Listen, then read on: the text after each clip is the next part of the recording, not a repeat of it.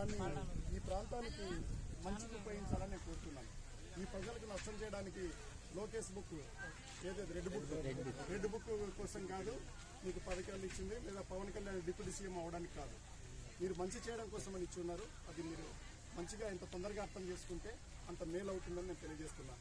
ఉద్యమాన్ని తక్కువ అంచనా వేయద్దు, ఎందుకంటే ఇక్కడ వాళ్ళ జీవితాల్లో పెన వేసుకొని పోయింది ఆర్డీటీ. పుట్టినప్పటి నుంచి చనిపోయేంత వరకు ఆర్టీ హాస్పిటల్లో ఖర్చులకు కావచ్చు, స్టూడెంట్లకు ఖర్చులకు కావచ్చు, హాస్టల్ల ఖర్చులకు కావచ్చు, అలాగే రైతులకు విత్తనాలకు కావచ్చు, మీరు ఊహించినంత అభివృద్ధిని ఆర్టీకి చూపెట్టింది ప్రాంతంలో. మీరు ఆ విషయాన్ని గుర్తుపెట్టుకోవాలా. మేము ఈ ఉద్యమాన్ని ప్రజల తరఫున వినిపిస్తున్నాం గొంతుకై. ఇది ప్రజా ఉద్యమంగా మారుకోకముందే, పెద్ద ఎత్తున తీసుకోకముందే మీరు మీ మర్యాద నిలబెట్టుకోవడానికి FCRA రెన్యువల్ చేస్తే మేము థ్యాంక్స్ చెప్పి దీన్ని ఆపుతాం, పాదయాత్రను ఆపుతాం.